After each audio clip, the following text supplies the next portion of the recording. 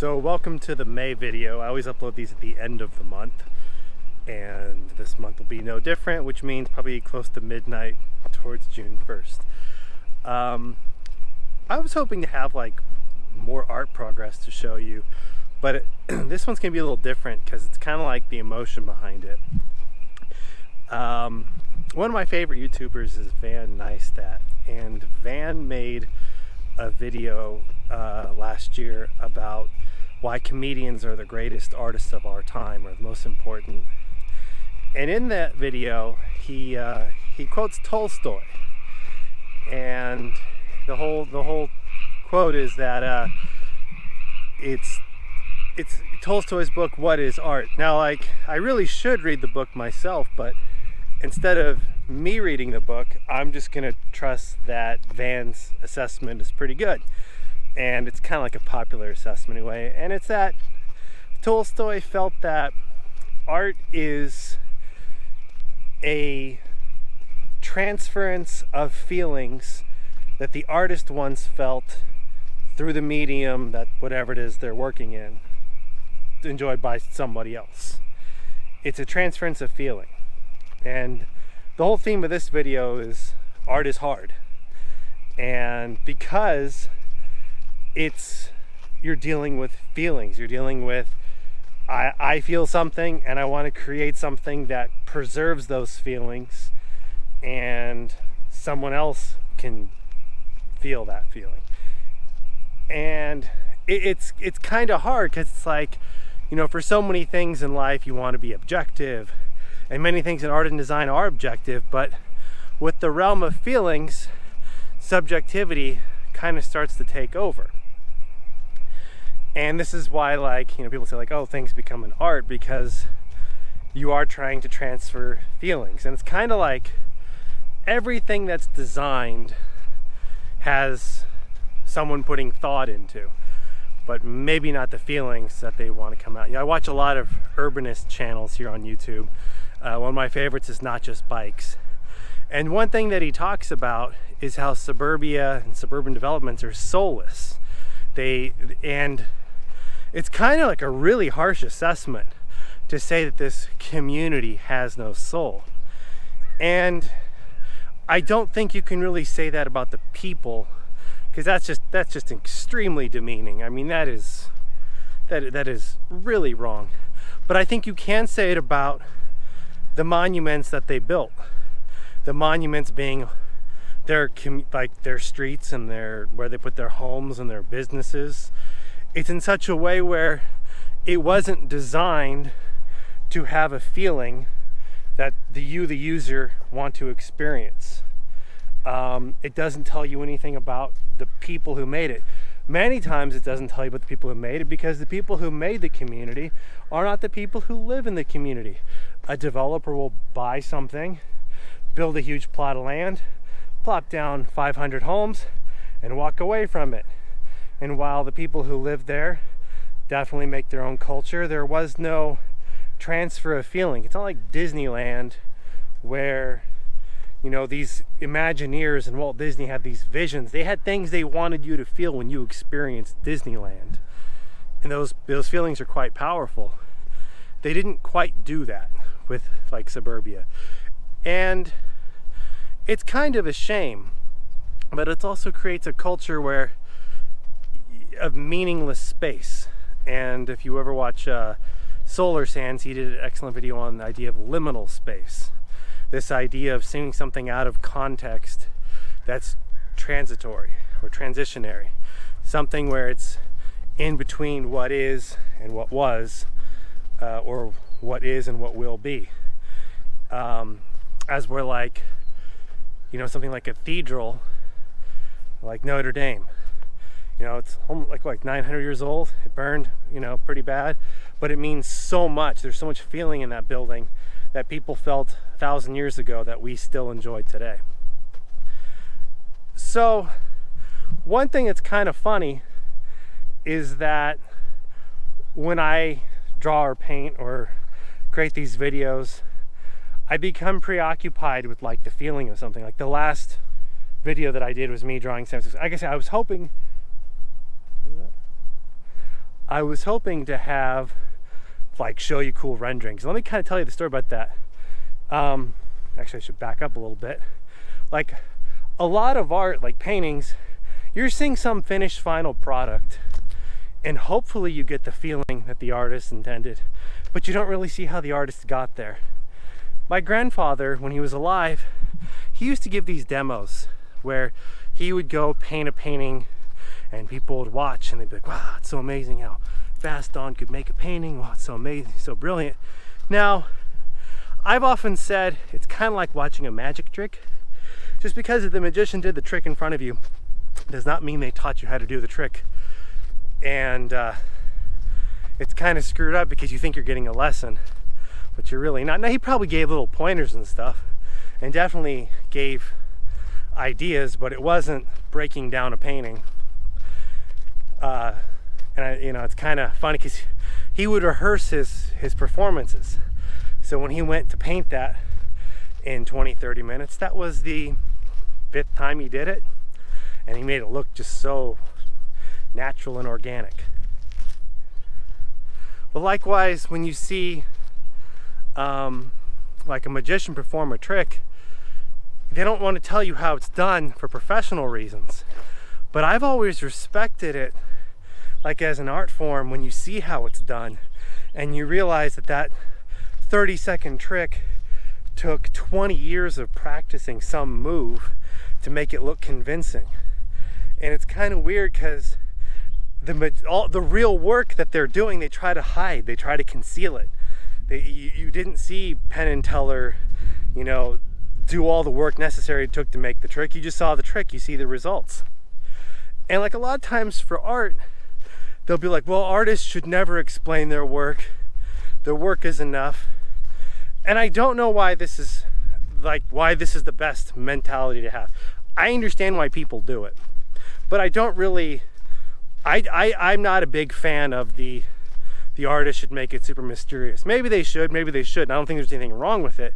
But I've always said, like, well, it's to give art theory people something to talk about. They can talk about this painting for a century now because the artist didn't explain it.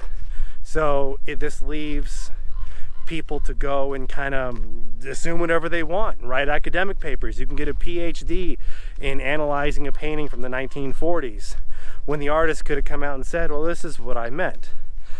And maybe, like I said, like, well, if the artist's intent is to conceal an idea and have people look at their painting and wonder what it could be and, put the dots together, like, that's cool too, but like, that's part of the experience. But I often thought that by not telling the story of how the art is made, they're kind of like leaving a crucial part out of their experience.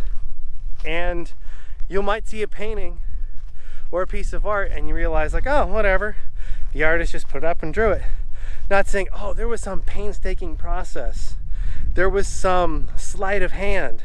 There was something that they really tried to do or they were struggling with or they felt that didn't get communicated in the painting. And people look at it and be like, well, whatever, it's just the painting. But they try to hide it. And it's kind of weird because, this big thing with art is that you're trying to, there's this old joke that I remember. It's like, artists really just create toilet paper because you make something and then expose it to assholes.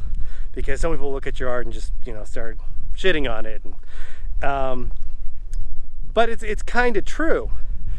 And while the art can only speak for itself, we don't live in the world where it's like, well, the painting's all the painting and the artist does not have the ability to create other records explaining something or explaining their bio. And I could mean this about songs or anything. There's something on Disney Plus where it's the Beatles and they're recording Abbey Road, I think. I only saw parts of it. But it was so neat to watch these creative geniuses work versus, like, we're better off with that. We're better off with humans having that historical document in 4K and with great audio where you can actually see the Beatles create. We're better off with it. I appreciate what they did even more. And it's kind of like, I wish artists would do that. They would share their process. I mean, imagine if, you could meet Shakespeare and listen to Shakespeare talk about writing his plays. It would probably be historical. Like, if you had a video, if you went back in time with the video and just recorded Shakespeare talking about his work for an hour, 1 million scholars would want to see it. It would be very valuable. They would say, no. His artwork is all we need, and we'll interpret that, and we'll know what Shakespeare really meant to say. We'll know what he really meant to say, because we'll write and we'll have PhDs on this and whole academic careers. And it's like, yeah, that's all great, but I think 1 hour of Shakespeare on video would be more interesting than all of that put together. So I do kind of think, like, we have an obligation to ourselves as, if you're creating something, to kind of do give the backstory if you want. I mean, if you want just people to try to interpret it and figure it out, I mean, that's its own form of art. In Van Nystadt's video, he talks about how comedians are this really authentic form of art because they feel something funny. Funny is a human feeling, and then they have to craft something will deliver that feeling in a really powerful way, where you have an involuntary emotional reaction. My face is not in the camera. I do not have a login screen. I don't think it is. But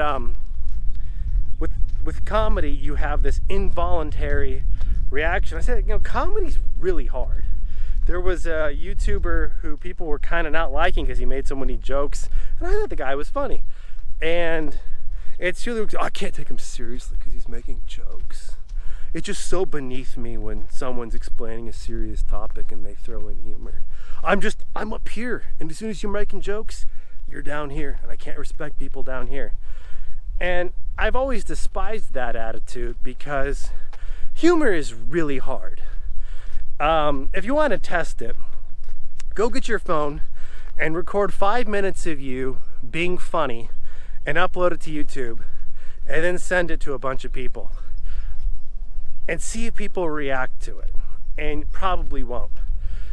Humor is really, really hard. I mean, it's this thing, we all crack jokes, we could all, it's such a human thing to make a joke, but to do it as an art form where you create it for an audience is very difficult, especially for it to, the audience to react. And as I say, art is hard. This drawing and painting that I'm doing, so when I did it, it's a San Francisco one, I did it a little too big, and it didn't fit on my projector.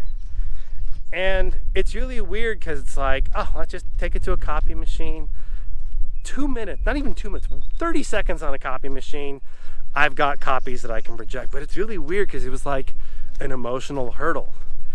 And like I said in the video, when I'm sitting there drawing or painting, I get really emotional. And it's never like, oh, I can't do this right. Sometimes it is, a lot of times it is, but it's oh, this isn't working, or this is working, or oh, there's something wrong and I don't know how to figure it out. We're gonna go up this way. There's something wrong and I don't know how to figure it out. How am I gonna solve this problem?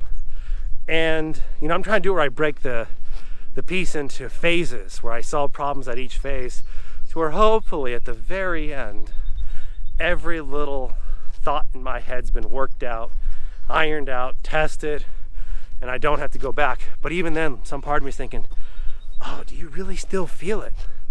I've been, I drew this San Francisco drawing. I drew it 3 times. One of those was a paint sketch. I did a full value study of that paint sketch. I did 2 partial incomplete ones. I still have to do an enlargement drawing, a perfection drawing, 3 full value studies, maybe even a painting study. And all this work, and I'm thinking, I'm just building this on something that I don't think is good. And part of the whole 500 bad paintings is just do it anyway. If it's not good, just, well, you have a bad one. Bad ones are okay. There's no rule. I read a lot of art books, and And there's no rule in the art book that says you can't do a bad one. It says just do it. Go, do it. Because every step along the way, I get frustrated. And like I say, when they say oh, artist has been 8 hours doing, must be a pure joy. And at times it is, when you're in the I've got it figured out mode. But when you're in the problem solving mode and the inventive mode, for me, it's never this happy, joy time. It's a very, not a melancholy, but like a loss of words almost. Like if you're trying to think of a word and you can't remember what it is, it's kind of that feeling. Which, like I say, well, maybe I should express that. And it's kind of, part of the art. Like with this painting, I wanted a companion video, and the true piece of work is the video with the painting. It's not just the painting. And this comes down to famous artists of the last 30 years. There's Bob Ross. People like Bob Ross as a person a lot because he was this likable guy. And compare him to say Tom Kincaid. And people could say, well, their art was contemporary with each other, but artists despise Tom Kincaid. They hate Tom Kincaid. Tom Kincaid, they're artists, they were glad he's dead. They hoped he suffered when he died. They're glad his family's missing him. You read internet comments and people, they take things to a little bit of an extreme when they don't like something. It's, it's not that they didn't like him. It's that he was fundamentally, it was bad that he was alive. And I'm not a fan of Tom Kincaid, the guy. Everything I've read about him, he probably wouldn't be the type of person I would want to hang out with. He probably wouldn't like me. And his art, it's not for me. But here's what I will say about his art. It communicates a feeling to an audience. There's people in our society who look at Tom Kincaid's work and it means something to them. It triggers a feeling in them. And people say, well, it's because they're just not sophisticated. They're beneath me. I'm up here and people who like that art are down here because, they're not sophisticated. I got an IQ of 200. I just think about things that are so much further beyond. And a lot of times I look at their art that they love and I don't feel anything from that. And I didn't feel anything from Tom Kincaid, but a lot of art that I did feel something from, especially as a kid growing up, was Mad Magazine. Mad Magazine was this transference of feeling that their comedians and artists felt into a format that, even a child could like. I do believe that art is for children too. Children have legitimate human feelings.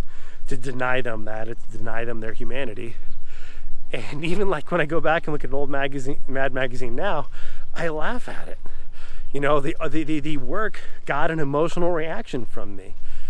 And I do think that work like Tom Kincaid does that for a lot of people too. And for a lot of people, it's a very negative reaction. They see the work and it's, maybe they think it lacks sincerity or for its escapism.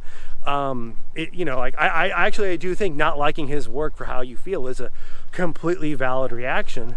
But I think for looking at that work and loving it and just thinking, oh, that makes me feel something, is also a valid reaction. And that's why, despite I do not like his work, and I probably would not be a fan of the guy if I ever met him, even though he passed away, I do think Tom Kincaid was a good artist because his work provoked emotional feeling. I remember a lot of shock art, a lot of stuff that people would do where they wanted you to feel some way, to think about something. And maybe, oh, I want you to think about something profound. Well, no, it doesn't need to be profound. And a lot of times the idea is pretty stupid. They're trying to provoke a reaction. But Tom Kincaid's work does provoke a reaction from a lot of people. And like I said, I think the positive reaction and the negative reaction is very powerful. The fact is, There's people who feel so positively about it, they would like to hang it in their house because it makes them feel something, maybe a memory from when they were a kid or something they've always idealized. There are people who hate it so much that they would go online and celebrate a man's death and enjoy his family's suffering. I mean, you gotta be a piece of shit to do that. Like, you like, if you look forward to someone dying who really had no impact on your life, but you relish the fact this person is dead, even though they didn't like hurt you or they weren't malicious, they weren't kill people, you're kind of a piece of shit. Like, I hate to say it, but like, you kind of are. And then there's like a third group where they feel numb to his art, and that's kind of where I am. Like, I see it and I don't feel one way or the other. It's not for me. It doesn't piss me off. It doesn't make me happy. I don't think it's funny. And so it's kind of weird. To me, I don't have a reaction which transfers feeling to me. But to so many people, they do. They have an incredibly powerful reaction. And that's why I do think, even though his art's not for me, I think he was a great artist because his work provoked so many people. And, you know, kind of throw in Bob Ross. Bob Ross, similar thing. I don't think people look at his art and see a profound genius. And like I say, artists don't have to do that. Like, this whole idea, dance, monkey dance, go out and make art and make me happy. Artists under no obligation to do that. But what I do think about Bob Ross was that his art was not his paintings. His paintings was part of his art. The feeling was him painting it. And you get to watch him do it, and he'll encourage you to do it. And people say, oh, his techniques are not whatever. Who cares? None of that actually matters. What matters is he created pieces of work that were both paintings and videos that made people feel something, that made people feel, you know, good about something, and get to enjoy the creative process. I mean, watching Bob Ross paint a painting, like, it's an enjoyable thing for millions of people. It makes them feel something. And I think that makes Bob Ross a genuine artist. That his work transferred feelings that he had to the feelings his viewer had. And, you know, it's really weird because, oh, but his art would never hang in a gallery, or, you know, a curated gallery by, you know, by people who are up here and get to decide what real art is. I checked in the art books, there's no rules in the art book that dictate the purpose of art is to appeal to people who run galleries, to appeal to this elite in society who use your paintings to launder money, which, don't talk about that in the art world, but it's definitely a thing. But Bob Ross, I would say he was a great artist. Not that his paintings were great paintings. I liked them, but I mean, I don't look at them thinking, oh, that's some of the best paintings I've ever seen. But I look at his totality of his work, the videos, and I respect it. I mean, especially when you think, oh, he influenced this whole genre of ASMR. You know, there are thousands of YouTubers that have probably billions of views of this genre of art called ASMR, which I think is a legit form of art. They're trying to transfer a feeling to you. And Bob Ross was kind of like an early pioneer, not even knowing that. And I think if you were saying, oh, what did Bob Ross do for the world of art? I would say he successfully kind of, you know, guided society and guided these other creators to make a different form of art, which wasn't even painting. The painting was incidental. It was secondary to the primary. So it's all kind of strange, you know, to go back to Van Neistat, his whole video on Tolstoy. I always said, like, you can read the book yourself, or someone who you trust in their work respect, if they read the book. That's skipping steps, but you get to the meat of it. Is your art's supposed to make somebody feel something, and it's a really hard thing to do for comedy, for anything. It's like I'll say it's like the hard part of doing art. It's the actual frustrating part. I mean, you get like composition and like, you know, people say, oh, there's three things that all need to make a great painting: composition, composition, composition. And I say no. It's story, it's feeling, it's concept. everything after that serves that one purpose. You know, in Van's brother Casey Neistat, he talks about how gear doesn't matter, and he did a whole YouTube video years ago about how to make movies, and he said every piece of gear, everything, it exists to serve a story. The story is king. The story is your actual what you're doing, and the story could be you walking around with a camera like me because you have a video to upload tonight and you don't have time to edit something together, so you're just gonna do a walking vlog. But the story is what matters the most, and everything exists to serve that story. And I think for really creating great art, and the story should have a reaction to someone, for any type of art, that it all revolves around that as well. And like I say, then it's got to be technically good. Then you do have composition. Then you do have value. Then you do have, like I said, you know, Casey, I think he said, you know, after your story comes, it's got to sound good. If it does not sound good, the rest doesn't matter. And, you know, unless it's some real high concept feeling, the rest does not matter. Like, you could have the most meaningful song, but if it's poorly recorded, it doesn't matter. And I would say, then, you know, then that comes, you know, the technicalities of making it, which is like a lifelong experience. It's part of who you are. It's, you know, it's what you grow with. But like the feeling of creating something where you want someone else to look at it and feel, it gets really tough.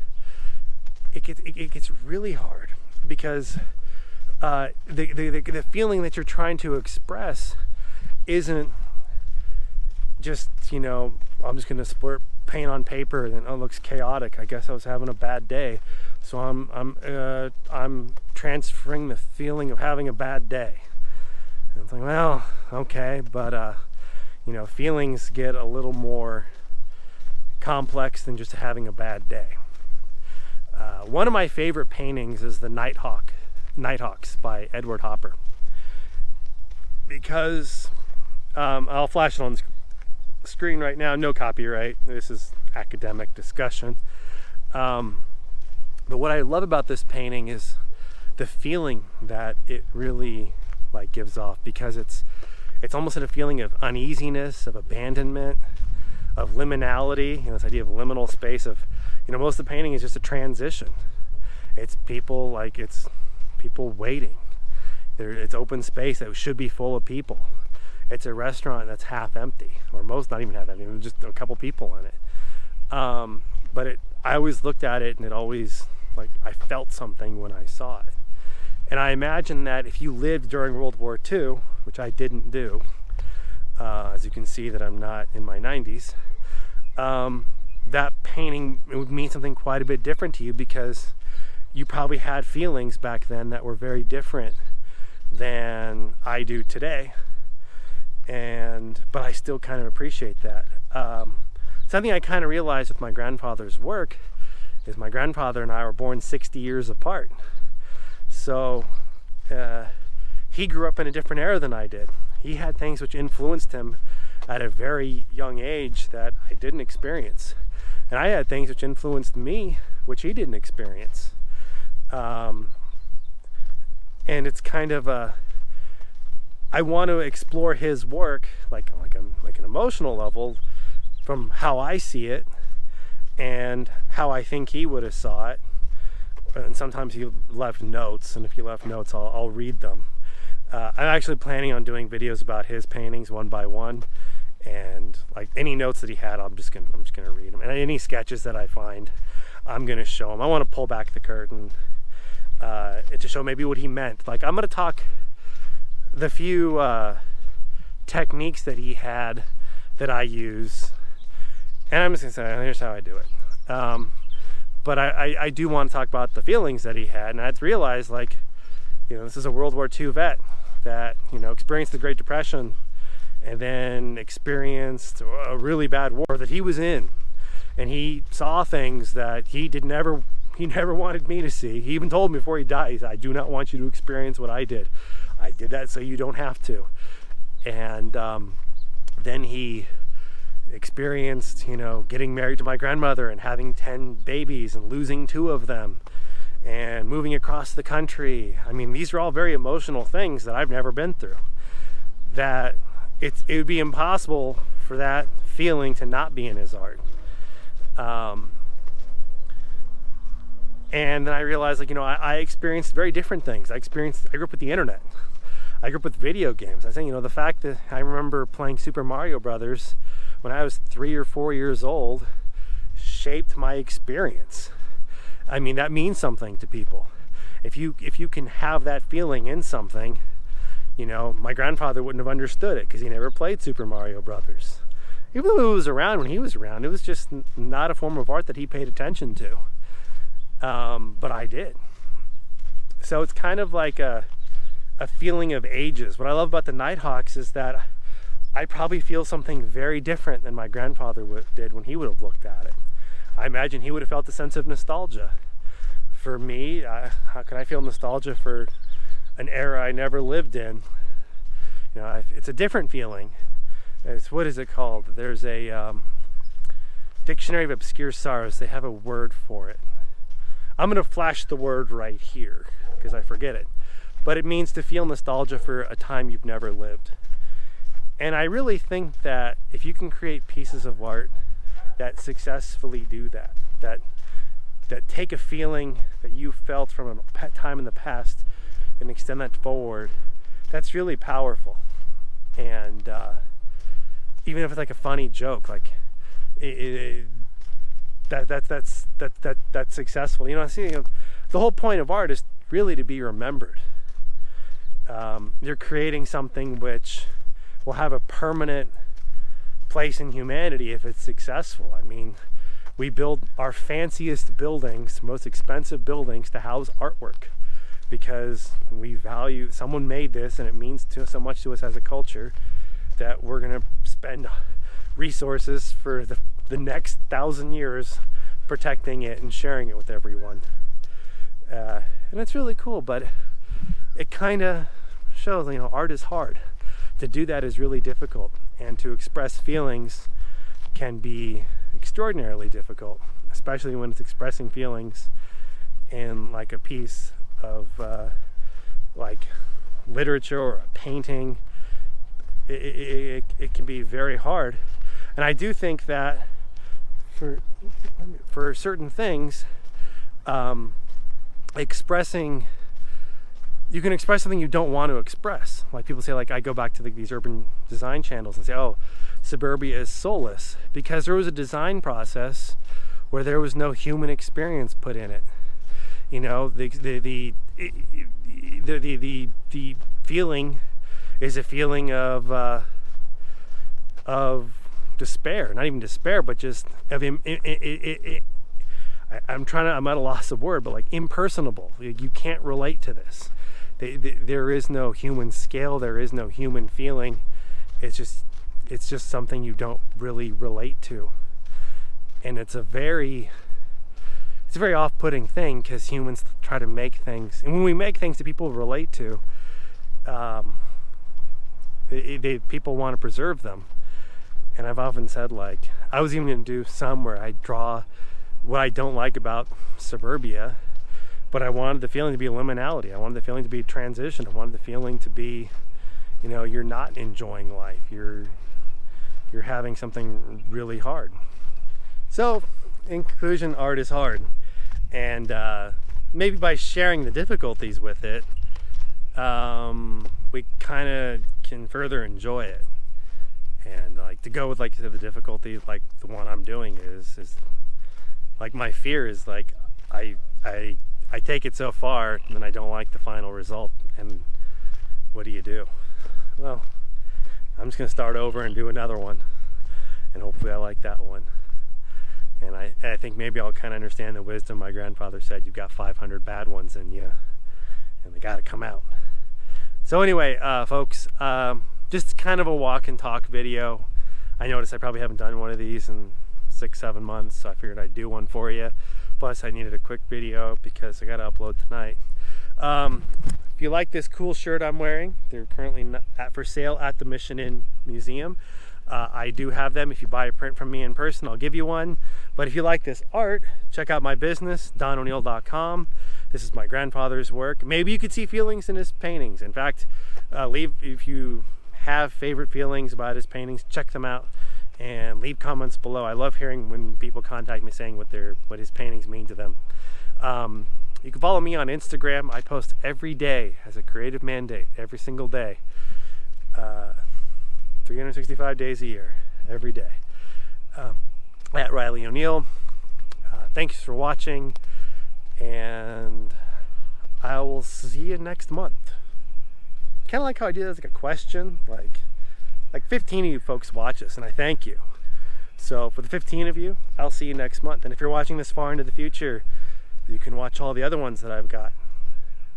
So anyway, folks, thanks for watching.